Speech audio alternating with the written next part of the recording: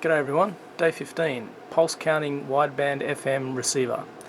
This is a kind of a FM broadcast band receiver basically that I threw together. I'm not completely happy with the front end yet, but the if strip and the detector seem to work reasonably well.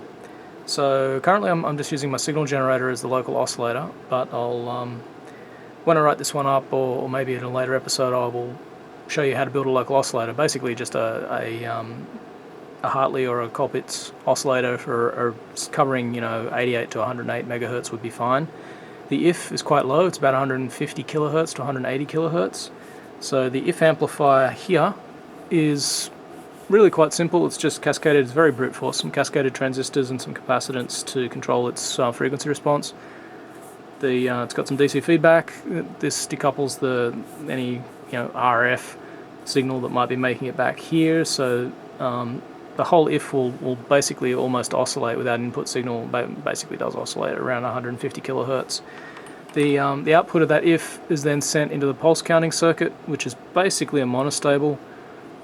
We have this common base NPN here, and when this pulls down, when this transistor turns on, it pulls current out of the emitter here and turns on this transistor, which produces a pulse of collector current, which is filtered in this output capacitor and generates audio here. The frequency shift to output amplitude is actually quite large. No, I didn't label that resistor. Resistor is 4.7 kilo ohms in the practical circuit.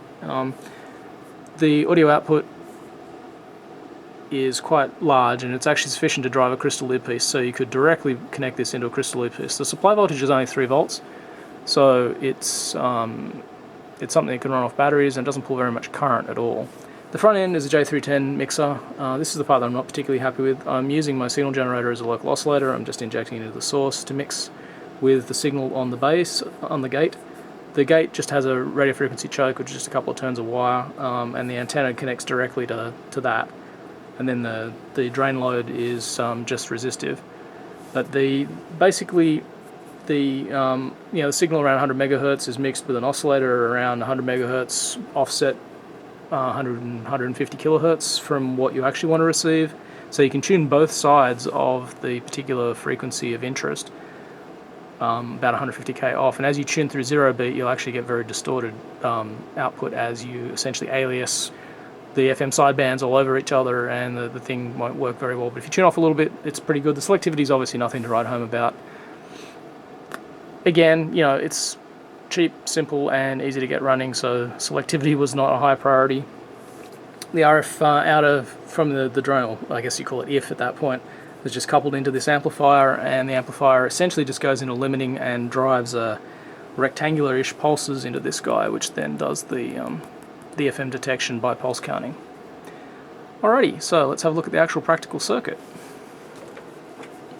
Okay, so it's pretty straightforward. This is just a piezo buzzer that I had plugged into it to use as a headphone, but I've hooked it up to just an amplified computer speaker for output for now. This is the front end RFC, it's just a coil.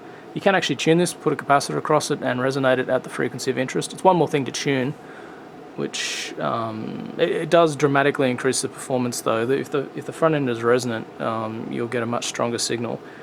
It's a little weak. It could really use an RF amplifier. That's why again I say that the front end's not really finished yet. The particular channel that I'll show you in a moment is quite strong here, and my bench may actually be resonant because of its physical size at that frequency, so it tends to come in particularly well. It's around, I think it's 101.7 megahertz, I think, whatever that local channel is.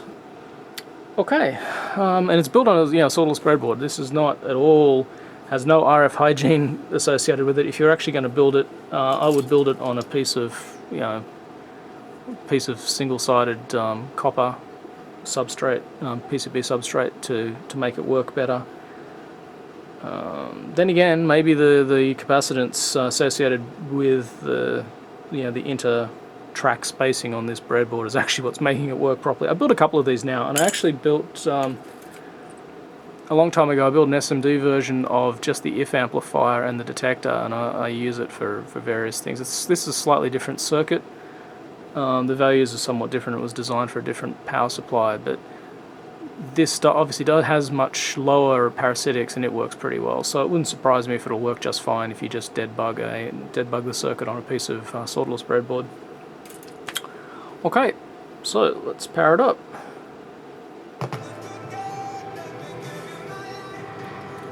Oh.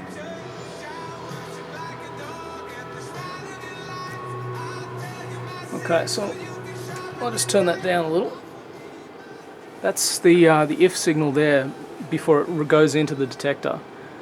You can see that the FM modulation is changing the phase.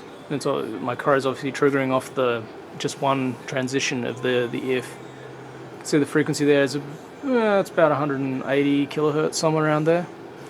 And I'm just using my signal generator down here as the local oscillator. It's tuned at the moment to 101.67, so yeah, somewhere around there. Okay, it's pretty straightforward and easy to get going. If I can build it on a solderless breadboard, then it will just pretty much work. I mean, the parasitics and everything associated with that are terrible, so the fact that it works at all is testament to the fact that the circuit's pretty straightforward to get going. Okay, yeah, that's probably it for today.